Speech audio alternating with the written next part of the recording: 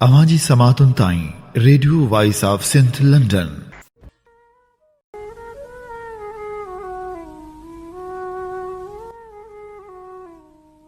Y वारे वंगड़ी बोली बी न कन अलाह केच धड़ियन मूसी पोए मामरो। भलारे बिट धड़िंजे भलारे बैत सां मुझी आवाज़ मुसाफ़िर radio voice of Sindh London ता थी दुनिया जी कुंड कुड़छ ताईं जंहिंजा माग बुचे पियो उन्हनि मिड़नी महिरबाननि खे सिकबरियो सलाम शाल क़बूल पवे। 29 डिसंबर अरबा जे ॾींहुं प्रोग्राम कुछ वर्क किताब मां साण करे आऊं अव्हां जी ख़िदमत में हाज़ुर अव्हां जो पंहिंजो मेज़बान हबीब लगारी। प्रोग्राम में हाण वर्क वरायूं था ख़बरनि जा ऐं विझूं था हिकु नज़र ख़बरनि ते। वफ़ाक़ी काबीना शहीद नाज़म जो खियो क़त्ल केस जी जांच लाइ GIT जोड़ण जी मंज़ूरी ॾेई छॾी आहे। काल्ह वज़ीर अज़म इमरान ख़ान जी सदारत हेठि थियल वफ़ाक़ी काबीना जे इजलास बाद मीडिया खे ब्रीफिंग ॾींदे वफ़ाक़ी वज़ीर फवाद चौधरी चयो त शहीद नाज़म जोखियो जे क़त्ल केस में जवाबदारनि खे बचाइण लाइ छा छा न कयो वियो। जवाबदारनि खे बचाइण लाइ जांच ते बि असरअंदाज़ थियण जी कोशिशि कई वई। अहिड़ो अमल बर्दाश्त जोॻो न आहे। हुन चयो त वफ़ाक़ी काबीना जे इजलास में पहिरीं क़ौमी सलामती पॉलिसी बि मंज़ूर कई वई आहे, जॾहिं त हुकूमत तरफ़ां भाण जी हथरादो खोट ब्लैक ते विकिरे ऐं स्मगलिंग जो एतिराफ़ कयो वियो आहे। जॾहिं त वफ़ाक़ी काबीना पारां शहीद नाज़म जो खियो क़त्ल केस जी जांच लाइ जेका GIT जोड़ण जी मंज़ूरी ॾिनी वई आहे उन में इंटेलिजेंस एजेंसी सूदो सिविल ऐं अस्करी फोर्सिस जा नुमाइंदा पिणु शामिल हूंदा। सिंध जे महान कवि शेख अयाज़ जी 24वीं वरसी मल्हाई वई। भिट शाह जे कराड़ कफ ते शेख अयाज़ जे आख़िरी आरामगाह ते गुलनि जूं चादरूं चाढ़े वरसी तक़रीब मुनक़िद कई वई। सक़ाफ़त खाते जे अमलदारनि शेख अयाज़ कमेटी ऐं सिंधी लैंग्वेज अथॉरिटी समेत अदीबनि दानिश्वरनि सहाफ़ियुनि ऐं मुख़्तलिफ़ सियासी समाजी अॻवान तरफ़ां मज़ार ते गुलनि जूं चादरूं चाढ़ियूं वियूं। सक़ाफ़त खाते जे मैनेजिंग डायरेक्टर शेर मोहम्मद महर, रहमतुल्लाह राजड़ जस्कम अॻवान डॉक्टर नियाज़ कालाणी, नसीर अहमद मेमण, दीवान गागनदास, ताज जोयो, नूर सिंधी, मदद अली सिंधी, मोहम्मद अली माझी, अदल सुमरो, मोहसिन जोयो, गुलाम मुजतबा जोखियो, नसीर मिर्ज़ा, दानिश जतोई, सरदार अयाज़ मेमण, अब्दुल रशीद ॾेथो, शकूर नाज़ ख़ासखेली, मोहम्मद सुमार वफ़ा, रशीद रिंद, इम्तियाज़ मेमण, सरफराज़ लेगारी, निसार लेगारी, सहाफ़ियन रजब बोज़दार, मुस्तकीम समो, नौशाद अली बुघियो, गुलहसन राजपूत, इख्तियार मीरजत, इरशाद अली बुघियो, अमीर अली बुलेदी ऐं ॿियनि शेख अयाज़ जी मज़ार ते हाज़िरी भरी दुआऊं घुरियूं ऐं क़ौमी तरानो पेश कयो वियो।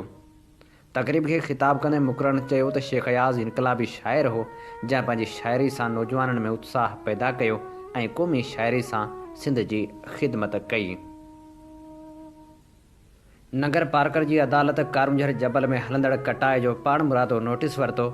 अदालत SSP थरपारकर खे जबल जी कटाई बंदि करण ऐं पथर खणण खां धुरियनि खे रोकण जा हुकम जारी कंदे पथर खणंदड़ गाॾियुनि खे पुलिस चौकियुनि ते रोकण जी हिदायत कई। अदालत लाॻापियल कंपनियुनि खे 6 जनवरी ताईं फ़ैसिले ते एतिराज़ दाख़िल करण ऐं जवाब ॾियण जूं पिणु हिदायतूं ॾिनियूं। नगर पार्कर जे सिविल जज ऐं जुडिशल मजिस्ट्रेट करम अली शाह जी अदालत नगर पार्कर जे कारुंझर जबल खे कटे पथर खणण जो पाण मुरादो नोटिस वरितो ऐं कारुंझर जबल खे कटींदड़ कंपनियुनि कोहिनूर ऐं FWO खे फौरी तौर ते कम बंदि करण जो हुकम जारी करे छॾियो। अदालत SSP थरपारकर ऐं SHO नगर पार्कर खे हुकम जारी कयो त कारुंझर जबल में हलंदड़ कम फौरी बंदि कराए पथर खणी वेंदड़ गाॾियुनि खे अॻिते न छॾियो वञे ऐं पथर वापसि कारुंझर में रखियो वञे। अदालत हुकम में चयो त कारुंझर पाकिस्तान जो दिफ़ाई मोर्चो आहे जेको पाकिस्तान ऐं इंडिया जे सरहद ते मौजूदु आहे। अदालत चयो त कारुंझर मक़ामी माण्हुनि मुताबिक़ त रोज़ 1.25 किलो सोन पैदा करे थो। हीअ नगर पार्कर जे माण्हुनि लाइ पीअण जे पाणी जो वाहिद हल आहे। उनखे कटण जो कीअं थो सोचे सघिजे। नगर पार्कर जा माण्हू कारुंझर जे पाणी ते बनी बारो पोखिन था। अदालत पंहिंजे तफ़सीली हुकमनामे में चयो त नगर पार्कर जो कारुंझर जबल उतां जे मक़ामी माण्हू जो मुआशी ज़रियो आहे ऐं ग़रीब माण्हू जबल मां पेट गुज़र कनि था। कारुंझर जी सूंहं ऐं सावक ॾिसण लाइ ॾेही तोड़े परॾेही सियाह अचनि था। कारुंजर मज़हबी ऐं सक़ाफ़ती हैसियत रखंदड़ जबल आहे। हीउ सिर्फ़ु पथरनि जो ढेर नाहे, हिन मां 20 खां वधीक बरसाती पाणी जूं नदियूं वहनि थियूं। कारुंजर में हिंदू धर्म वारनि जा मज़हबी मकान आहिनि, उन करे ॾेही तोड़े परॾेही हिंदू अची इबादत कनि था। अदालत कोहनूर कंपनी ऐं FWO खे हुकुम जी तमील कंदे कम बंदि करण जो हुकुम जारी कंदे चयो त को एतिराज़ हुजे त 6 जनवरी ते अदालत जे रूबरू पेश पंहिंजो मौक़िफ़ पेश करियो। मदे जी वेझो हथियारबंदनि घर ॿाहिरां बीठल ॻोठाणे खे क़त्ल करे छॾियो। फ़क़ीर ॻोठ में हथियारबंदनि घर ॿाहिरां बीठल 40 वरियनि जे रसूल बख़्श जुणेजो खे क़त्ल कयो। जॾहिं त ॿिए तरफ़ शिकारपुर में हथियारबंदनि पिणु होटल ते वेठल नौजवान खे गोलियूं हणी क़त्ल कयो। ॻोठ रईस वाह वासी 20 वरियनि जे मोहम्मद अली लोहर खे टांगा स्टाफ वटि हथियारबंदनि गोलियूं हणी क़त्ल कयो। सामूंडी पट्टी जे शहरनि ॻाढ़ो बघाण ऐं ॿिनि इलाइक़नि में ज़रे भाण जी हथरादो खोट ख़िलाफ़ आबादकारनि एहतिजाजी मुज़ाहिरा कया। अब्बास ग़ुलाम नबी समूह लोंग बड़छ ऐं अली असगर शाह जी अॻवाणी में बघाड़ शहर जे मुख्य चौक ते एहतिजाजी मुज़ाहिरो कयो वियो। उन मौक़े ते आबादकारनि चयो त सामूंडी पट्टी में भाण जी हथरादो खोट कई वई आहे, जेका फौरी तौरु ख़तमु करे असांखे तबाही खां बचायो वञे। ख़ैरपुर ज़िले में पिणु भाण अणलभ बणियल आहे। आबादकारनि हारियुनि मुमताज़ शर जी अॻवाणी में नवाब शाह ख़ैरपुर रोड बंदि करे एहतिजाजी धरणो हयो। राजा रस्ती में भाण न मिलण ख़िलाफ़ पिणु आबादकार सरापा एहतिजाज बणियल रहिया। आबादकारनि टायरनि खे बाहियूं ॾेई एहतिजाजी धरणो हयो। लाड़काणे में पिणु भाण जी खोट ख़िलाफ़ एहतिजाजी मुज़ाहिरो कयो वियो। समारोह में भाण मुहांगे अॻिते विकिणण ख़िलाफ़ आबादकारनि एहतिजाज कयो। सिंध आबादकार बोर्ड जे सॾ ते आबादकारनि प्ले कार्ड खणी एहतिजाजी मुज़ाहिरो कयो। नवाब शाह में भाण जे ब्लैक ते विकिरे ख़िलाफ़ जस्कम जे मरकज़ी तर्जमान आसिफ़ रज़ा मगसीअ जी अॻवाणी में एहतिजाजी मुज़ाहिरो कयो वियो।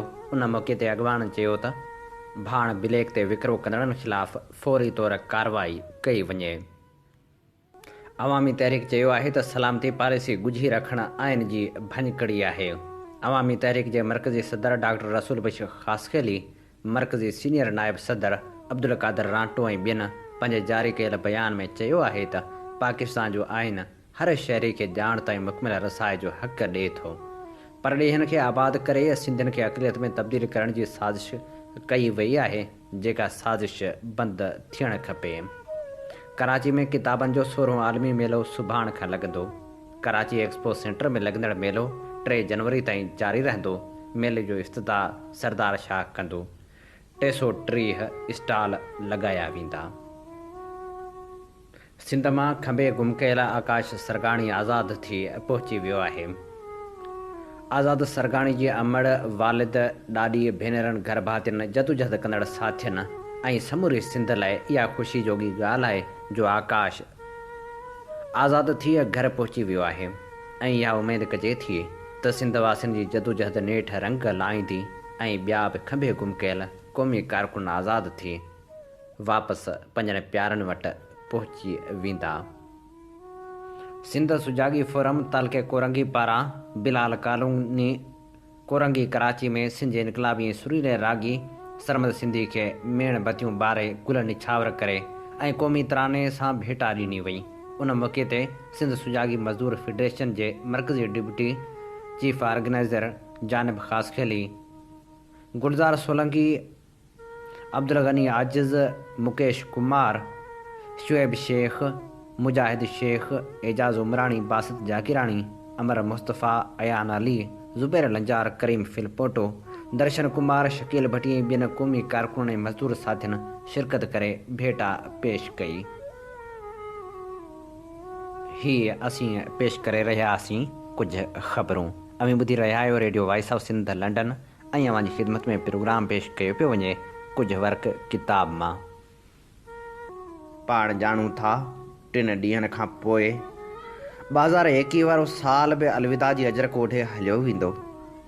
बस पुठियां रहिजी वेंदियूं यादगिरियूं जंहिंजो को बि अंत कोन्हे, पर वेंदड़ साल दिलि खे जेके दाग़ ॾेई वियो आहे उहे कॾहिं बि धोपिजी न सघंदा।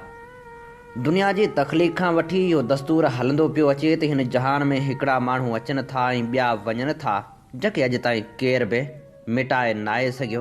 पर सच इहो आहे, फ़ानी ॾे फ़ानी, दुनिया दम न हिकिड़ो। पाण माण्हू हिन ॻाल्हि ते बि वेसा रखूं था त खटी जे हाराए हंधि तुंहिंजो ई।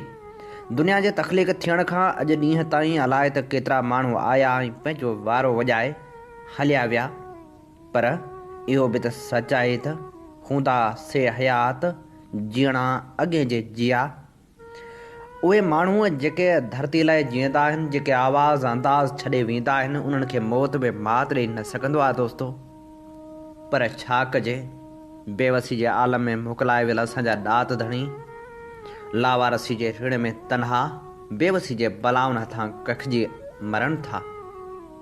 रेडियो मिठी जो बहितरीन कंपेयर ऐं बहितरीन लेखक वली मोहम्मद मूसे पोटो बि बीमारी सां छेड़ींदे नेठि अबदी निंड सुम्ही पियो। हूअ जंहिंजी बीमारी दौरान कंहिं बि वाहिर न कई, बेवसी जे आलम में संस घर बि नीलाम थी वियो, पर ज़िंदगी बची न सघी ऐं सकाफ़त खाते कॾहिं बि इलाज लाइ कंहिं अपील ते ध्यानु न धरियो। उहो सकाफ़त खातो जंहिं वटि अदबी मेलण ते लुटाइण लाइ त लखें रुपया आहिनि, पर हिकु ॾात धणी जी ज़िंदगी बचाइण लाइ रुपयो बि न आहे। उहो सकाफ़त खातो जंहिं अयाज़ मेले लाइ लखें रुपया ॾिना, पर बेवसी जे आलम में अस्पताल भेड़ो थियल वली मोहम्मद मूसे पोटे लाइ रुपयो बि न ॾिनो। बेवसी जे आलम में मरी वियल उन ॾात धणी जो केस सकाफ़त खाते मथां दाख़िल थियणु खपे। 5 ॾींहं अॻु वली मोहम्मद मूसे पोटे इंतिहाई बेवसी जे आलम में लिखियो हो त दिलासो चंड जो ॾेई असां खां विया फुरे तारा, असांखे अंब ॾेखारे ॾिनाऊं टूह ज़हर खारा, सदाईं रहियासीं तोबिन जे निशाने ते, कॾहिं कहिड़े बहाने ते, कॾहिं कहिड़े बहाने ते। गुलशन मेघवाड़ लिखियो, रेडियो पाकिस्तान मिठी जो भलोड़ आवाज़ वली मोहम्मद मूसे पोटो बि विछड़ी वियो। आउं सिज लथे जो वेंदुसि, मूंसां गॾु हज़ारे हूंदा, आउं पोइ बि अकेलो हूंदुसि। हुनजो आवाज़ जॾहिं फिज़ाउनि में रक़्स करे समातनि ताईं पहुचंदो हो त ॿुधंदड़नि खे मदहोश करे छॾींदो हो। अफ़सोस, उहो आवाज़ मिटी में मदफ़ून थी रहियो आहे। तस्वर ईसा बंभरो लिखे थो, अॼु बुरो ॾींहुं चइबो, अॼु थर जी उदास वारी ते चंड जा उदास ॻोढ़ा केरु उघे। सितारनि जा हाव ॾरी विया आहिनि, बिटनि जो दिलियूं अधु थी वियूं आहिनि। अॼु रोडनि जो रोज़ केरु ॾिसे, तरायूं तंग पियूं लॻनि, वारी जो रूह ज़ख़्मी थी वियो आहे, पखियुनि खे परवाज़ बि विसरी वई आहे। अॼु इस्लाम कोट जे गलियुनि जे अखियुनि मां रत जूं लारूं आहिनि। सुञो थी वियल आधी गाम जो रस्तो अकेलो थी वियो। मल्ही जो तड़, ए ख़ुदा, अॼु वली जहिड़ो महकंदड़ माण्हू मावर जे निमाणे थर खे हेकलाई अर्पे वियो। वली मोहम्मद मूसे पोटो हिकु यगानो बाहिमत वॾी दिलि रखंदड़ सूंहं सेबतो नौजवान शाइर ऐं बहितरीन कंपेयर, हमेशह जे लाइ विछोड़नि जा ज़ख़्म ॾेई थर ऐं सिंध खे सोग ॾेई थर जी मिटीअ में कई ख़ाल छॾे हलियो वियो। साणस मुलाक़ातूं त ॻण खां ॻिच आहिनि। मुंहिंजो हुजती ऐं हमराज़ ऐं दिलवारो महबूब भाउ हुयो। मुर्की मिलंदो हो त छा कचहरी जा जलवा हुअसि। बसि बदकिस्मती सां वक़्तु गुज़री वियो जो साणस वेझे वक़्त में मोहबतनि खां महरूम रहियसि। बसि लुड़कनि जे रुमाल में वजूद आहे, पर अलाह जी रज़ा खे छा थो करे सघिजे। दाणी दर इहा ई दुआ त खेसि जन्नतुल फिरदोस में जॻह अता करे। ख़ूबसूरत शाइर मीर कलोई लिखियो, सकाफ़त खाते जे तरफ़ां का बि सार न लधी वई। मेलनि मलाखड़नि ते किरोड़े रुपया ख़र्च कंदड़ वक़्त जे हाकिमनि जी बेहसी खे कहिड़ो नालो ॾिजे। अक्सर फ़ोन करे मूंखे मुंहिंजे गज़ल जूं ही सिटूं ॿुधाईंदड़, अव्हांजे पुॼाणा अव्हांजी गली में, असीं दर्द हाणा अव्हांजी गली में।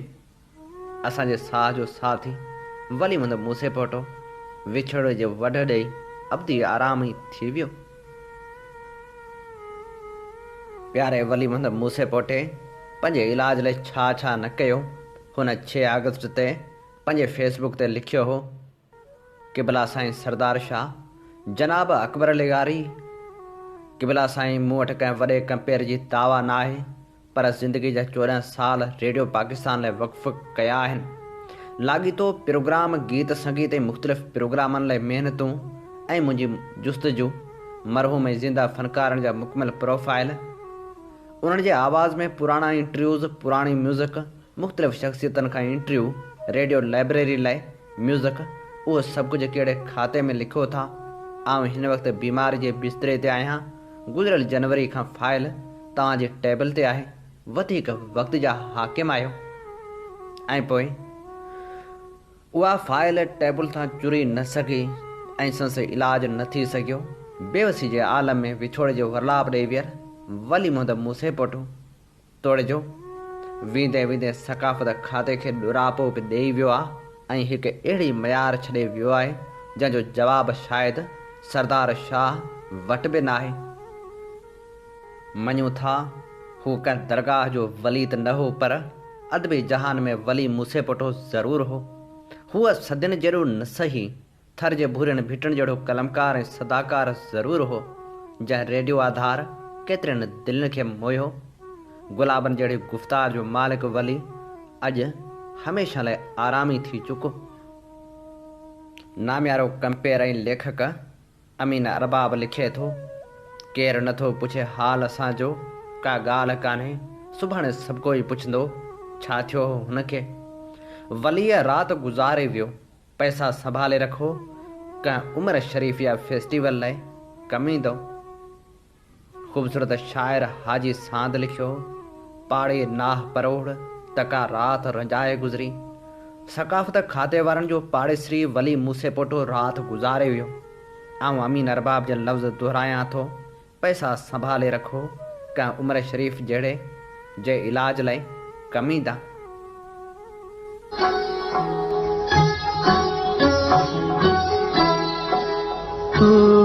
छोड़ा समय ज़माना, हर ज़माना, हर ज़माना,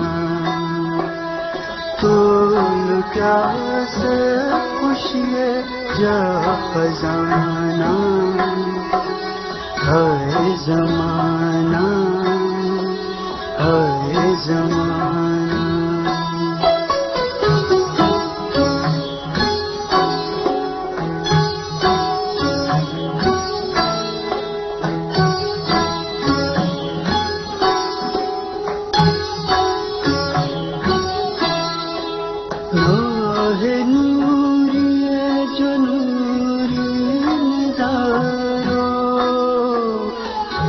सुनो की झलक नारो, राहे नूर जो नूर नजारो, अज सुनो की झलक नारो, प्यार जा खत्म थी फसाना, हर ज़माना, हर ज़माना।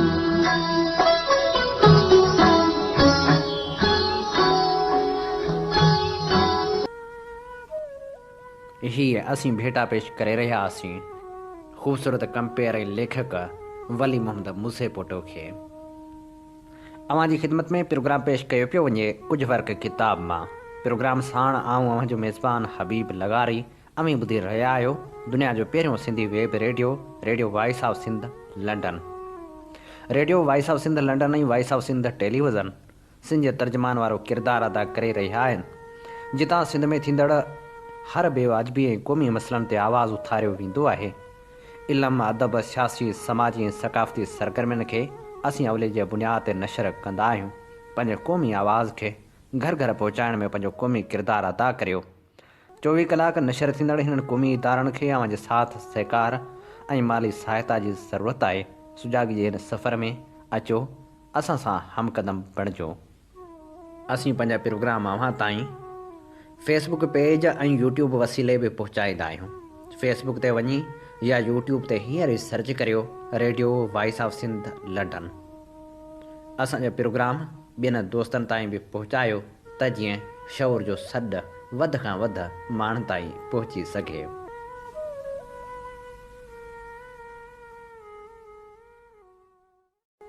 प्रोग्राम कुछ वर्क किताबा में हाण वर्क वरायूं था किताब तहज़ीब इख़लाक़ जा। ही किताब शमसुल उलमा मिर्ज़ा किलीच बेग जो लिखियल आहे। अॼु असीं हिन किताब मां अवां लाइ आख़िरी मज़मून पेश करे रहिया आहियूं जंहिंजो उनवान आहे कुदरती या तिबी इतफ़ाक़। ॾुख ऐं सुख जॾहिं वक़्तु लॻे तॾहिं पंहिंजो दिमाग़ या ख़्यालु हिकदमि न चाढ़, न कि जॾहिं वक़्तु छॾे तॾहिं पंहिंजी दिलि हिकदमि अहिड़ी लाही छॾ जो मलूल ॾिसण में अचे। वक़्त जी यारी क़ाइमु रहण जी न आहे, तंहिं करे उन ते घणो भरोसो न रख, न कि वक़्त जी नासाज़ी सदाईं हलण वारी आहे, तंहिं करे उमेदु रखी सब्र ऐं तहमुल कर। ॾुख में बुरदबारी सां हलणु मुश्किल आहे, पर सुख ऐं संभाल रखणु कमाल अक़लमंदी आहे। अहिंजे सहज मां तूं पंहिंजे क़ाइमु मिज़ाजी ऐं बुरदबारी जी आज़माइश वठी सघीं थो। ॿिए कंहिं बि रस्ते पंहिंजी दिलि जी क़ुवत जी तोखे ख़बर पइजी न सघंदी, तंहिं करे जॾहिं उहे ॿई तो ते अचनि तॾहिं ख़बरदार रह। ॾिस त ख़ुशकिस्मती तोखे कीअं न ठिगारे ऐं चट ॿधे थी। जेतोणीकि बदकिस्मती महल तो तहमुल कयो हूंदो, ॾुखनि खां बेपरवाह रहियो हूंदे, त बि ख़ुशकिस्मती तोखे जीतियो छॾे। उन वक़्तु तोखे उहा ख़बर नथी पवे त तुंहिंजी सघ वरी न मोटंदी ऐं तोखे उन जी वरी बि घुर्ज थींदी। ॾुख असांजनि दुश्मननि जे दिलि में बि रहम विझे थो ऐं सुख असांजनि दोस्तनि जे दिलि में बि हसद ऐं रीस पैदा करे थो। ॾुख नेक ऐं माली जो बीज आहे ऐं हिमत ऐं मर्दानगी खे पाले ताते वधाए थो। जेको सुख में आहे सो पाण खे कंहिं ख़ौफ़नि ऐं ख़तरनि में विझंदो, जंहिंखे अॻियां ई जझो आहे सो वधीक जे लाइ छू मथां हणंदो। सची नेकी सभिनी हालतुनि में हिकु जहिड़ी रहे थी, पर माण्हू उन जा असर नतीजा अक्सर तॾहिं ॾिसंदा आहिनि जॾहिं के इतफ़ाक़ थींदा आहिनि। ॾुख में माण्हू खे ॿिया सभु छॾियो ॾियनि, हुनखे जेके उमेदूं ऐं आसरा आहिनि से रुॻो पंहिंजी जिंद में आहिनि। तंहिं करे हूअ पंहिंजी दिलि खे हिमथाए थो ऐं कुशाला काटे पंहिंजी मुश्किल आसान करे थो। सुख में हू भाए थो त आउं सलामत आहियां ऐं ॿिया जेके मुंहिंजे दस्तरख़्वान ते अचो गॾु था थियनि से मुंहिंजा दोस्त ऐं ख़ैर ख़्वाह आहिनि। तंहिं करे हू गाफ़िल ऐं सुस्त थो थिए ऐं जेके ख़तरा दरपेश अथसि से नथो ॾिसे। हूअ ॿियनि ते भरोसो रखे थो जेके नेठि पिछाड़ी में दगा ॾियनि था। सभु को माण्हू ॾुख में फ़क़्तु पंहिंजे दिलि खे दिलासो ऐं सलाह ॾेई सघे थो, पर सुख सच खे अंधो कयो विझे। उहो ॾुख बि चङो जंहिंमां आख़िर कनात ऐं ख़ुशी हासिलु थिए, पर उहो सुख बि खह पियो जंहिंमें माण्हू ॾुख सही बि न सघे ऐं नेठि वरी बि अची ॾुख में पवे। असांजो नफ़्ज़ असांखे हमेशह हद खां वधीक ख़ुशी ऐं ॾुख जी सलाह ॾींदो, पर अकुल हमेशह पूरे पुनी हालत ऐं मुवाफ़िक़ हालत ते बीहारींदो। पंहिंजी सॼी हयाती में सचो ऐं रास्तबाज़ रह ऐं उन जी सभिनी फेरनि घेरनि में ख़ुशि ऐं राज़ी रह। ईअं करण सां तूं सभिनी वाक़िअनि मां फ़ाइदो पियो हासिलु कंदे ऐं सभिनी हालतुनि में तुंहिंजी तारीफ़ पई थींदी। ॾाहो माण्हू सभु का शइ मां फ़ाइदो वठे थो, ज़माने जी गर्दिश में सभु का सूरत में हिकु जहिड़ो रहे थो। हू नेकी ते क़ाइमु आहे ऐं बदी ते ग़ालिब आहे ऐं सभिनी हालतुनि में बेपरवाह आहे। सुख में मगरूर ऐं ख़ुदि ख़्यालु न थी ऐं ॾुख में नाउमेद ऐं मलूल न थी, न कि पाण खे ज़ोर करे वञी ख़ौफ़नि ख़तरनि में विझ, न कि जॾहिं उहे पाणे अचनि तॾहिं नामर्द थी भॼी वञ। जेका शइ तो वटि घणी ताईं न रहंदी तंहिंजो ख़्यालु ई न आण ऐं तंहिंजी परवाह ई न रख। ॾुख खे उमेद जा खंभ खूहण न ॾे ऐं सुख खे सियाणप जो सोझरो ढकण न ॾे। जंहिंखे मतिलब जी उमेद नथी रहे सो नेठि उन्ही ताईं पहुचंदो बि कीन, ऐं जेको वरी खॾु नथो ॾिसे सो ज़रूरु मंझसि किरी मरंदो। जेको वक़्त ते भाड़े थो ऐं ॼाणे थो त उन मां सभु काज सिरंदो, सो ॼण त पंहिंजे जहाज़ जो लंगर समुंड जे किनारे वारे वारी में थो हणे।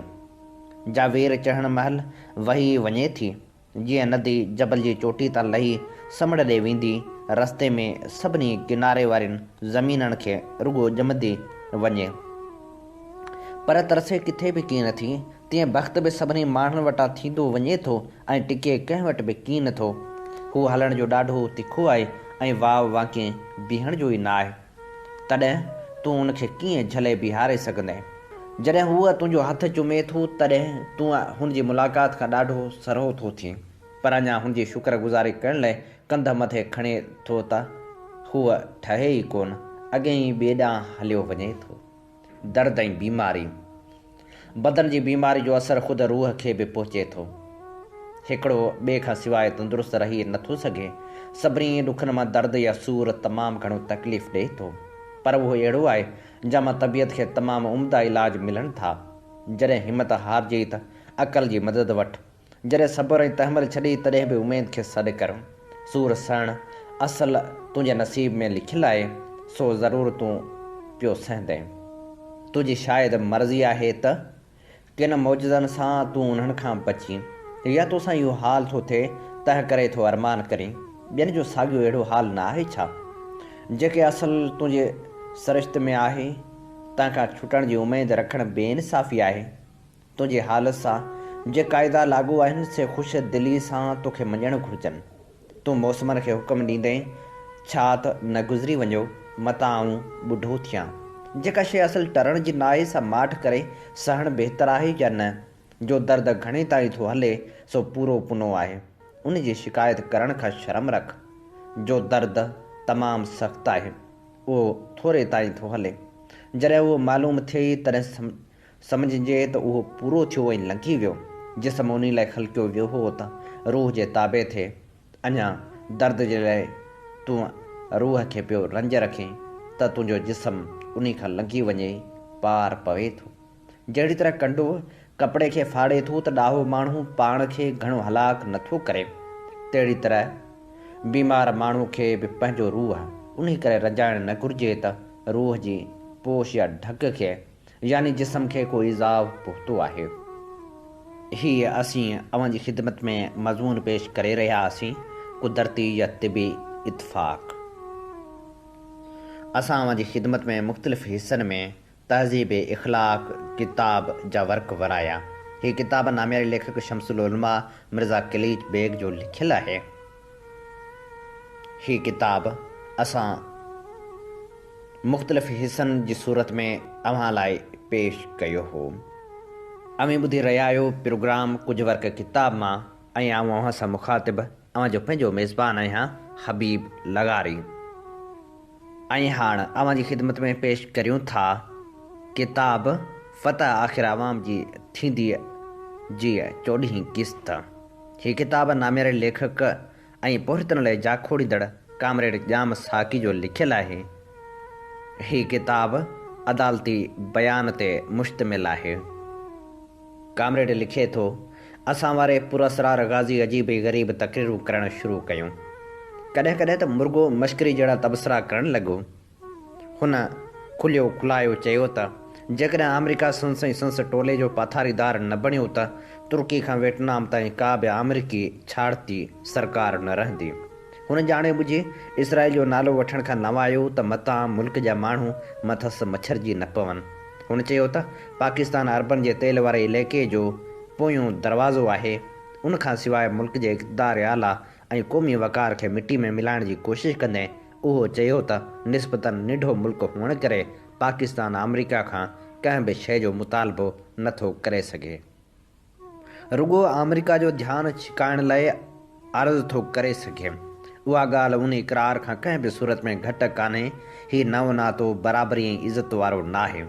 हुन पुरअसरार गाज़ी त ख़ैर चीन जे चुर्च ते अफ़गानिस्तान जे ख़िलाफ़ु अॻु में हरकतूं करे परायो झेड़ो पंहिंजी ॻिची में विधो। अमरीका त उनजे एवज़ हुनखे मॾियूं ऐं माल ॾेई पोइ हिदायतूं ॾियण ऐं हुकम हलाइणु शुरू कयो। अमरीका खे त हिन इलाइक़े में अहिड़ो मोहरो मिली वियो त खेसि ॿियो छा खपंदो हो, सो खेसि अॻियां वधण जो इशारो ॾिनऊं। 1959 वारी फ़ौजी मुआहिदे में मनहूस मुर्दो वरी जीआरियो वियो। उहो मुआहिदो मुल्क जे पहिरें मुकमल मार्शल जे मनहूस तरीन निशानियुनि मां हिकु हुई। अमरीकी असलह खाने मां कम्यूनिस्ट दुश्मनी जो हिकु त उग्रो हथियार मेकार थी अज़म घुरायो वियो। पुरअसरार गाज़ी जनरल पहिरियां पाण खे गैर जानबदार पे सॾियो, पोइ हुन तरक़ी पसंदि ऐं ॿियनि वतन दोस्तनि ते अजाया इल्ज़ाम महणु शुरू कया ऐं पाण खे सरियाम रुजत पसंदि सॾाइणु लॻो।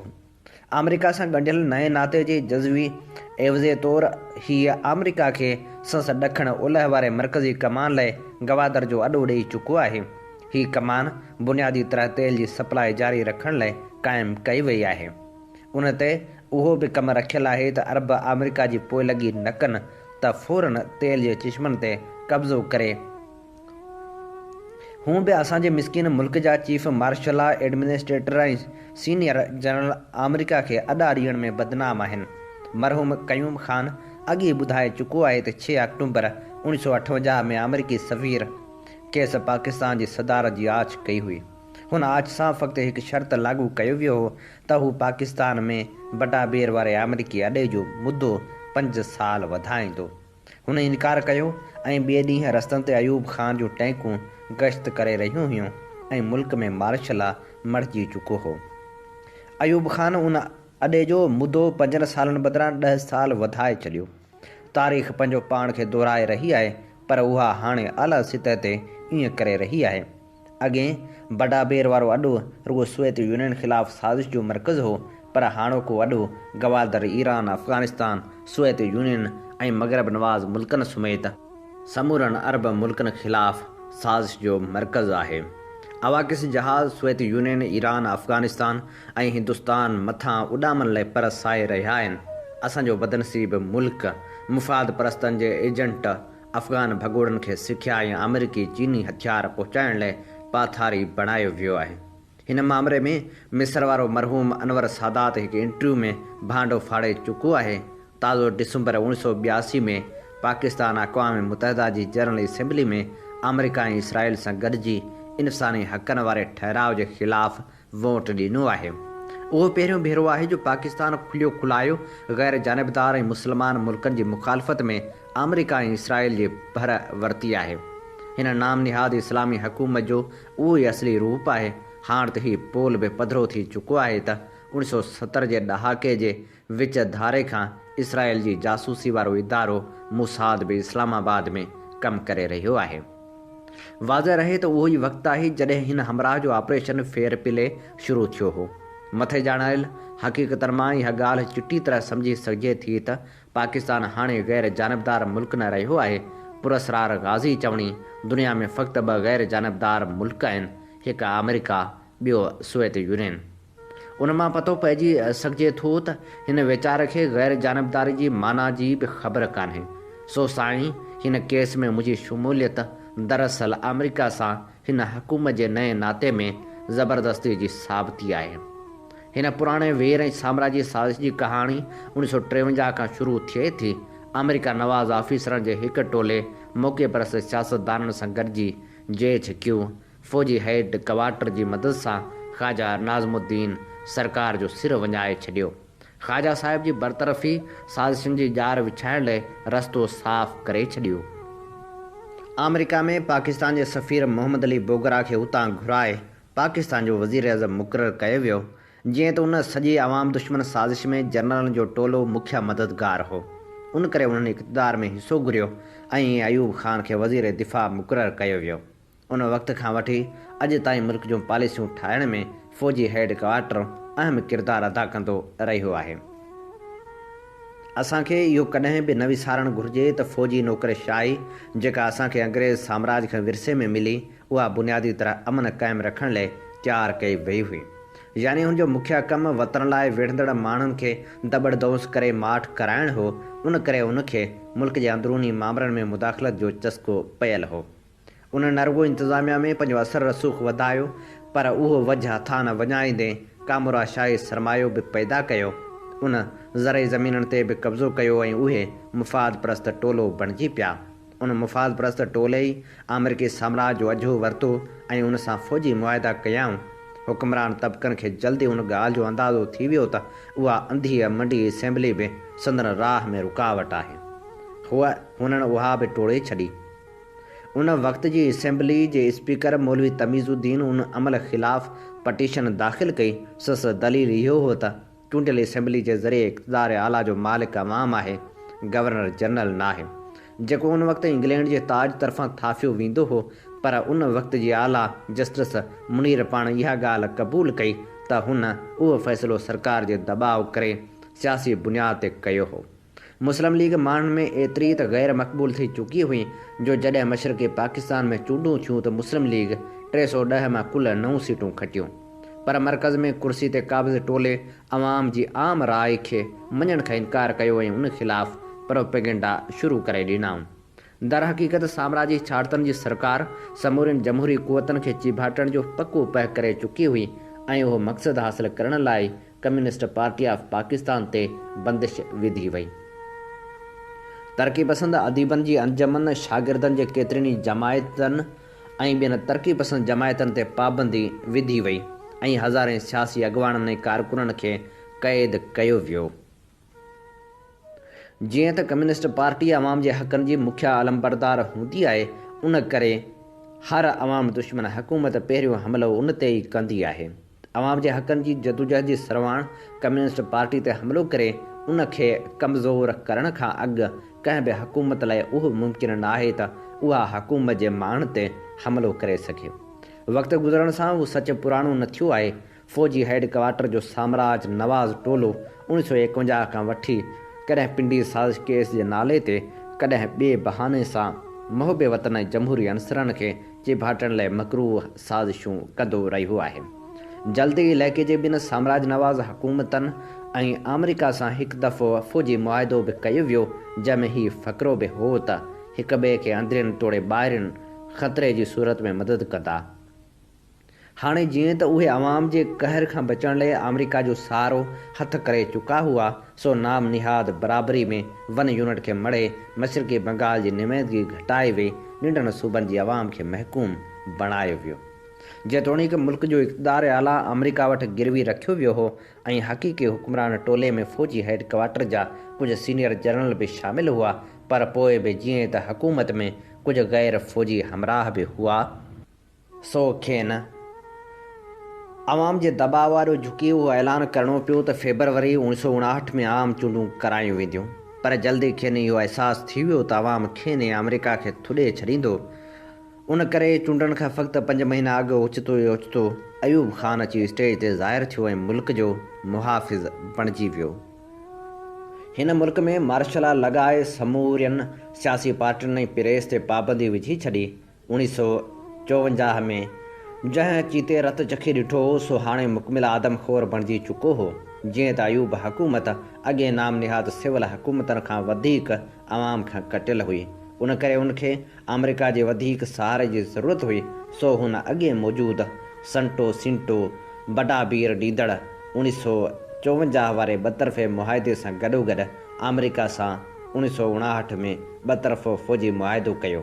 अयूब हुकूमत जी मार्शल ज़रे घटि 4 साल मुल्क में मौजूदु रही, जंहिंखां पोइ हिन मुल्क में बुनियादी जमहूरी जो सरिश्तो राज कयो, जेको 1919 वारे मकानी हुकूमत जी बिगड़ियल शिकल हो।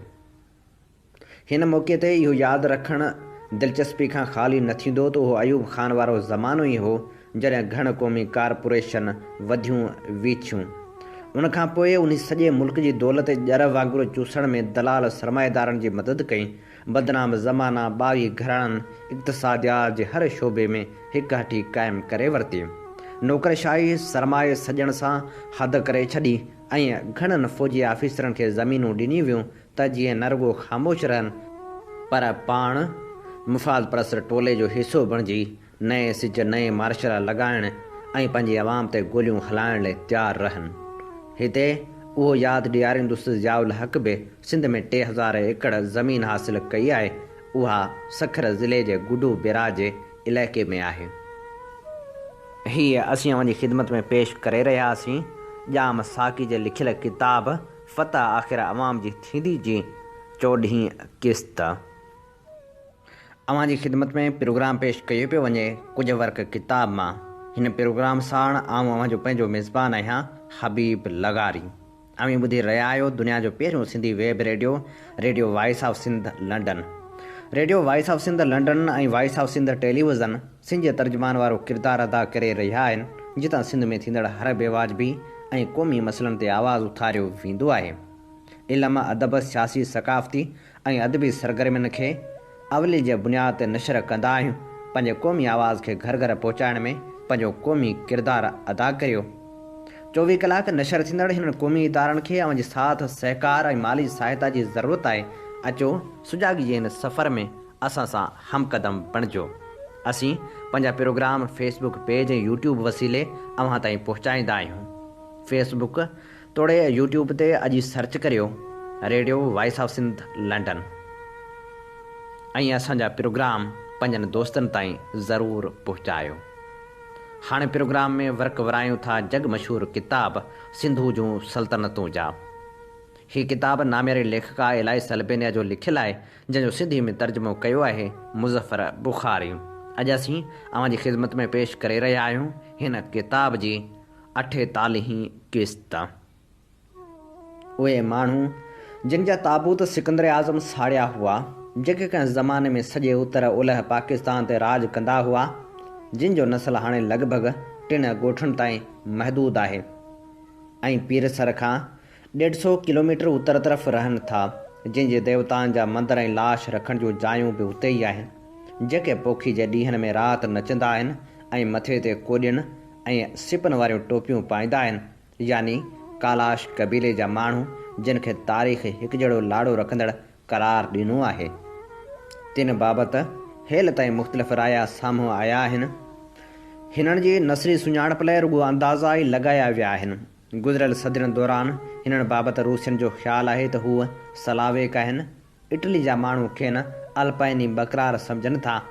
यूनानियुनि जे ख़्याल में सिकंदर जो औलाद आहिनि ऐं अंग्रेज़नि खेनि रोलाक क़बीलो करार ॾिनो आहे। तोड़े जो अहिड़ी ॻाल्हि रुॻो रडियार्ड कपलिंग पंहिंजी हिकु स्टोरी में करे थो। पाकिस्तानी त यूरोपी नस्ली माहिरनि खां बि 2 विखूं अॻिते आहिनि। हुन जी राय आहे त उहो क़बीलो इब्तिदाई आर्याई समाज जी निशानी आहे। आर्यनि जा आबा ॾाढा केर हुआ, उन बाबति का पुख़्ती शाहिदी नथी मिले। ऋग्वेद हिंदुस्तान जी सभ खां क़दीम संस्कृत जी लिखत आहे ऐं उन में लफ़्ज़ आर्या महफ़ूज़ आहे। संस्कृत ॻाल्हाईंदड़ आर्यनि यानी नवाबनि पंहिंजे जाहिल दुश्मननि अण आर्यनि खे दास सॾियो आहे। संस्कृत जे कानून वारनि किताबनि में अञा ताईं उहो बहस हलंदड़ आहे त केरु आर्या आहिनि ऐं केरु अण आर्या आहिनि। रिवायती तौरु उहो सम्झो वञे त ऊचे हिंदू ज़ातियुनि ऐं ब्राह्मणनि जो तालुक़ आर्यनि सां आहे। 18वीं सदी जे आख़िर धारे ईस्ट इंडिया कंपनी जे हिकु अमलदार खे संस्कृत सिखण जो शौक़ु थियो। हुन जो नालो विलियम जोन्स हो ऐं हू हिकु कंपनी जो जज हो। हुन जल्दी उहो परोड़े वरितो त संस्कृत जो लातीनी ऐं यूनानी ज़ुबान सां गहरो तालुक़ आहे। 1786 ईस्वी में हुन वॾे एतमाद सां उहो ऐलान कयो त उहे 2 ज़ुबानूं कंहिं हिके ॿोली मां निकितल आहिनि। इन तरह उहो साबित थिए थो त हिंदुस्तानी ऐं यूरोपी माण्हू पाण में सोट आहिनि। यूरोपियन अञा ताईं डार्विन वारी थ्योरी खे का घणी अहमियत न ॾिनी आहे। जोन्स जी दावा आहे त यूरोपी ऐं हिंदुस्तानी माण्हू हज़रत नूह अलैहिस्सलाम जे पुटनि जो औलाद आहिनि। ॿिनि लफ़्ज़नि में हज़रत नूह संदन ॾाॾो आहे। हुन उहो बि ऐलान कयो त हेब्रियो यानी यहूदियुनि जी ज़ुबान संस्कृत खां क़दीम आहे। इर्तिका वारी थ्योरी घणो जटाव न करे सघी। 19वीं सदी में ज़ुबान जे माहिरनि एहतियात सां जाइज़ो वठण खां पोइ संस्कृत बाबति जोन्स जी थ्योरी जी तस्दीक कई त उहा हिंद यूरोपी ज़ुबाननि बाबति संसद राय घणी वज़नाइती आहे। हिकु जर्मन माहिर एफ मैक्स मोलर 1883 ईस्वी में वज़ाहत करे चुको हो त उहे मञी नथो सघिजे त रोम ऐं एथेंस जे रहाकुन जो हिंदुस्तान जे सावरनि माण्हुनि सां को तालुक़ आहे। संस्कृत बाबति जेके बि तारीख़ी रिवायतूं मिलनि थियूं से घणो करे ॾंद कथाउनि ते ॿधल आहिनि। उहो बहरहाल मञियो वञे थो त साफ़ चमड़ी वारा आर्या घोड़नि ते चढ़ी हिंदुस्तान ते हमले आवर थिया हुआ ऐं उते जे ॼट ऐं जाहिल अण आर्यनि ते फतह हासिल कई हुई। ॿियनि यूरोपी बाग़ियुनि वांगुरु स्कॉटलैंड जी ॾाहे डोगाल्ड स्ट्यूअर्ट 1826 ईस्वी में पंहिंजे लिखियल हिकु मज़मून में वज़ाहत कई हुई त हिंदुस्तानी यूरोपी ज़ुबाननि में तालुक़ आहे ऐं उन लाइ हुन उहो इस्तदलाल पेश कयो हो त हिंदुस्तानी ब्राह्मणनि संस्कृत ज़ुबान सिकंदर आज़म खां सिखी हुई। हिंदुस्तान जे क़दीम किताबनि में जेका ज़ुबान ऐं लहजो इस्तेमालु थियल आहे सो उहो आहे जेको आम तौरु यूनानियुनि जे घरनि में इस्तेमालु थींदो हो। मैक्स मोलर उन ते राय ॾिनी हुई त स्ट्यूअर्ट जी वज़ाहत सबबि यूरोप जे हर बाशूर माण्हू खे ज़हनी झटको लॻो हो। 20वीं सदी दौरान आर्याई थ्योरी में हिकु गंदो मोड़ आयो जॾहिं हिटलर जी नाज़ी पार्टी संस्कृत जा कुझु लफ़्ज़ उचारण ऐं पढ़णु शुरू कया। हुन क़दीम हिंदुस्तानी निशान स्वास्तिका इस्तेमालु कयो ऐं नस्ली फ़र्क़ खे अहमियत ॾेई ग़ैर आर्याई क़ौमुनि जी नस्ल कशी कई। हिंदुस्तान में बेठकियत ख़िलाफ़ विढ़ंदड़ हिकु अॻवान उहा दावा कई त आर्याई हिंदुस्तान जा असुल रहाकू आहिनि। हिंदू सदाईं उहा दावा कंदा रहिया आहिनि त संदन समूरियूं रिवायतूं ऐं धर्मी कथाऊं मक़ामी आहिनि ऐं अंग्रेज़नि पंहिंजे मुफ़ाद ख़ातिर उहो नज़रियो पेश कयो त आर्या धारिया हुआ ऐं मग़रिब खां हिंदुस्तान आया हुआ। उहो सभु कुझु रुॻो हिंदुस्तानियुनि खे नीच ज़ाहिर करण लाइ कयो वियो। कुझु इहा बि दावा कनि था त संस्कृत दुनिया जी सभ खां क़दीम ज़ुबान आहे ऐं इंसानी इर्तिका जी शुरूआती हमालिया खां थी हुई। हिंदू इंतिहा पसंदनि जी इहा राय आहे त आर्या गंगा ज़रिए बहिरी सफ़र करे मग़रिब पहुता ऐं उते पंहिंजी हाकमियत क़ाइमु कई। उते रहाकुनि खे पंहिंजी ज़ुबान ऐं आज़टिक आर्ट जी सिख्या ॾिनी। मैक्सिको जे इलाइक़े में रहंदड़ क़दीम माण्हुनि खे अमेरिकन इंडियन या आज़टिक सॾियो वञे थो। अॼु जी भारतीय जनता पार्टी जी बि इहा दावा आहे त आर्या ॿाहिरियां न आया हुआ पर हितां जा ई रहाकू हुआ। सरहद जे ॿिए तरफ़ पाकिस्तानी इलाइक़े में संस्कृत खे उर्दू चयो वञे थो ऐं उनजी लिखत बि अलॻि आहे। उर्दू खे पाकिस्तान जी क़ौमी ज़ुबान करार ॾिनो वियो आहे ऐं हू हिंदुस्तानी आर्याई नज़रे जी मुखालफ़त कंदा नज़र अचनि था। पाकिस्तान जे हिकु मुहिब वतन त रियाज़ी जे हवाले सां साबित करण जी कोशिशि कई आहे त संस्कृत असल में अरबी ॿोली मां निकितल आहे। पाकिस्तान जे ठहण खां पोइ जेका तारीख़ मुरतब कई वई आहे सा घणो करे वहमनि ऐं विश्वासनि ते ॿधल आहे। आर्याई बिण बुनियाद जे हर नज़रे में जेकॾहिं रती सच जी आहे त उन ते अंदाज़नि ऐं गुमाननि जो हमालिया खड़ो कयो वियो आहे। हर वज़ाहत उन वक़्तु बुड़तर जो शिकार थी वञे थी जॾहिं 2 सदी क़बल मसीह या उन खां अॻु जो को अहिड़ो मवाद हथ अचे थो जेको पढ़ी नथो सघिजे त उन सां वरी बि तज़ाद जनम वठनि था। संस्कृत जो सभ खां क़दीम लिखियल मवाद रग वेद आहे जंहिंमें रुॻा भॼन ऐं कीर्तन शामिल आहिनि ऐं जिन बाबति मैक्स मुलर जी राय आहे त उहे मंतक खां घणो परे आहिनि। देवताउनि खे राज़ी करण लाइ बाहि पाणी जे इस्तेमाल ते ज़ोर भरियो वियो आहे। संस्कृत जी हिमायत कंदड़ अॼु जे दौर जा ॾाहा बि उन वक़्तु मुजाहिरे जो शिकार नज़र अचनि था जॾहिं कंहिं न कंहिं भॼन जी वज़ाहत लाइ चयो वञे थो। उहे भॼन रुॻो ख़ासि मौक़नि ते देवताउनि खे राज़ी करण लाइ पढ़िया वञनि था या ईअं खणी चइजे त बिना सोचे सम्झे रथिया वञनि था। कामयाबी जी कोशिश में मूं पंहिंजी फसाहत ऐं बलागत खे आज़ादु छॾे ॾिनो। दरियाहनि जे देवता खे भेटा पेश कई त हू मुंहिंजी शाइरी क़बूलु करे। मतिलबु त किथे बि को फ़लसिफ़ियाणो अंदाज़ नज़र नथो अचे। रगवेद लॻभॻि 1200 काफ़ मीम धारे लिखजणु शुरू थियो ऐं हिकु भेरो मुकमिल थियण खां पोइ उनखे ॿीहर लिखण जी कोशिशि न कई वई, जंहिं करे उनजी जेका अॼु जी शक्ल ॾिसण में अचे थी सा घणो करे यादगिरियुनि जे सहारे तयारु कई वई आहे। पुॼारियुनि जी तरबियत लाइ रगवेद सेखारण पाठशालाऊं हुयूं ऐं दिलि लाइ सिखण ते ज़ोर भरियो वियो। उहो तरीक़ेकार घणो करे ख़ामियुनि खां आजो नज़र अचे थो। हीअ असीं अव्हांजी ख़िदमत में पेश करे रहियासीं किताब सिंधु जूं सल्तनतूं जी 48वीं क़िस्त। इन ते ई प्रोग्राम कुझु वर्क किताब जा जो वक़्तु पंहिंजी पुॼाणी ते पहुचे थो। पंहिंजे मेज़बान हबीब लगारी खे इन साॻी दुआ सां ॾींदा इजाज़त। वसे भिट तुंहिंजी भलारा सदा सदा देश परदेस सारा वसन। कॾहिं सिंध सिंधी न मेरी थिए कॾहिं मोड़ कंहिंजा न मुरझाइजनि।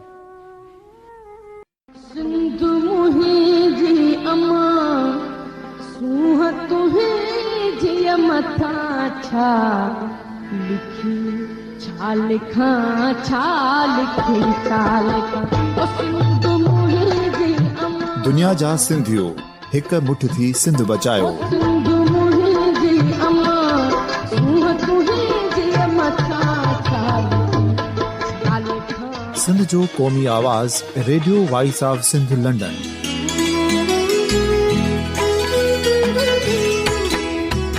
Radio voice of Sindh London पंहिंजी नशरियात में सिंध जी सियासत, समाज, इक़्तिसादियात, तारीख़, क़ौमी उमंगुनि ऐं इख़्लाक़ियात मुतलिक़ सिंध जी हक़ीक़ी तर्जुमानी कंदे प्रोग्रामनि खे असराइतो बणाइण लाइ सिंध जे घण घुरनि ऐं धरतीअ सां प्यार कंदड़ अदीबनि, दानिश्वरनि, सहाफ़ियुनि, उस्तादनि, वकीलनि ऐं हर तबिके जे मानवारनि सजणनि खे सिंध में शऊरी इनकलाब लाइ सहकार जो सॾु ॾियूं था। अचो त गॾिजी सूफ़ियुनि ऐं संतनि वारी सिंध जो ओज हिकु मुठ थी वरी वापसि आणण वारे सफ़र जा साथारी बणिजऊं।